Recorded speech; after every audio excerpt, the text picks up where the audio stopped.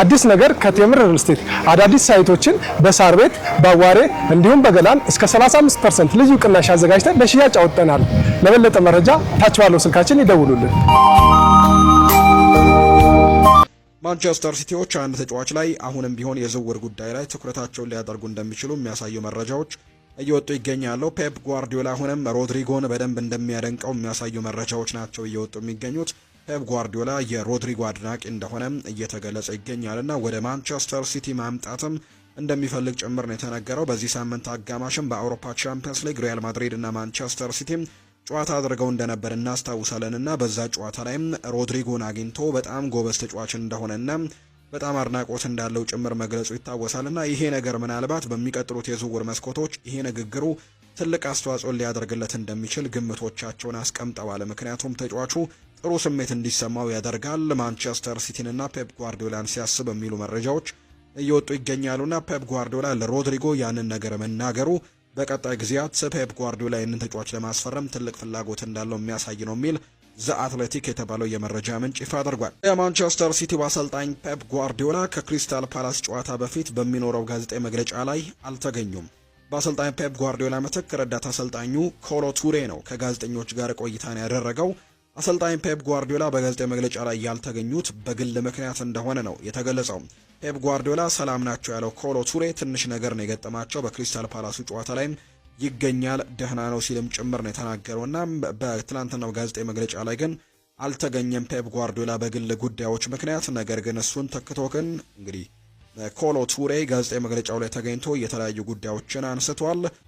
እንግዲህ ከክሪስታል ፓላስ ጋር ከሚደረገው ጨዋታ አስቀድሞ ኮሎ ቱሬ ሀሳቡን ትናንትና ሰጥቷል። ፔፕ ጓርዲዮላ ደህና ነው ሲል የተናገረው እዚህ ያላመጣው በራሱ ጉዳይ ብቻ ነው፣ ነገር ግን ከዚህ ውጪ ሁሉም ነገር በጣም ጥሩ ናቸው ሲልም ነው የተናገረውና በእርግጠኝነት በክሪስታል ፓላሱ ጨዋታ ላይ ይመለሳል ሲልም ነው የተናገረው።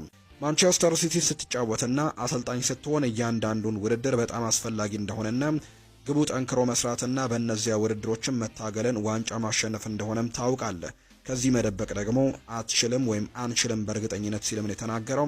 ለዚህ ነው በየቀኑ ቡድኑ ጫና ውስጥ የሚገባው፣ ትግሉን መቀጠል የምንችለውን ዋንጫ ለማሸነፍም ጠንክረን ስንሰራ ነው ሲልም ነው ኮሎ ቱሬ የሚናገረው። ኮሎ ቱሬ ቀጥልና ስለ ክሪስታል ፓላስ የሚናገራል። እነሱ ከፍተኛ ቡድን ናቸው፣ በጣም ጥሩ ናቸው። በሊጉ በእነሱ ላይ ጎል ለማስቆጠርም አስቸጋሪ ናቸው። በአሁኑ ጊዜ በሊጉ ጎል ብዙ ያልተቆጠረባቸው ሁለተኛ ደረጃ ላይ የሚገኛሉ። ነገር ግን ለእኛ በምንችለው ነገር ላይ እናተኩራለን። እናም እግር ኳሳችንን ከተጫወትን እንደ ቡድን ጠንክረን ከሰራን በዚህ ሊግ ውስጥም ያለ ማንኛውም ቡድን ማሸነፍ እንደምንችል እናውቃለን ሲል ነው ቱሬ የሚናገረው። ሮድሪ በጣም ጠንካራ እየሆነ ነው። ለፓላሱ ጨዋታ ላይ አይደርስም፣ ነገር ግን በሂደት ውስጥ እያሳለፈ ነውና በቅርብ ይመለሳል። ሲመለስ ግን በጣም ጠንካራ ሆኖ እንደሚመጣና ቡድናችንንም በትልቁ እንደሚያግዝ ጭምር እርግጠኛ ነኝ ሲልም ጭምር ነው ኮሎ ቱሬ። በአጠቃላይ ማንቸስተር ሲቲ ከክሪስታል ፓላስ ጋር ከሚያደርገው ጨዋታ አስቀድሞ በነበረው የትላንትና የጋዜጣዊ መግለጫ ላይ የተለያዩ ርዕሰ ጉዳዮችን ያነሳበት ነጥብ እንደሆነ ነው የተመለከትነውና የተለያዩ ርዕሰ ጉዳዮችን ሰፋ አድርጎ ነው ኮሎ ቱሬ የተናገረው።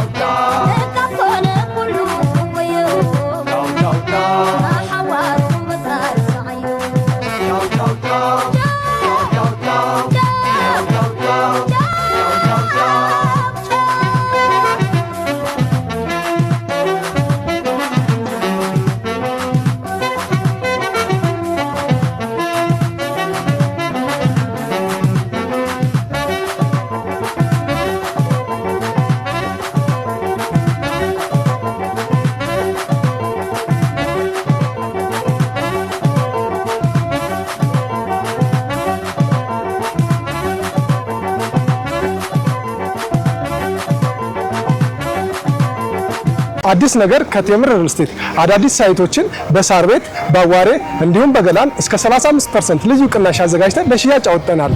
ለበለጠ መረጃ ታች ባለው ስልካችን ይደውሉልን።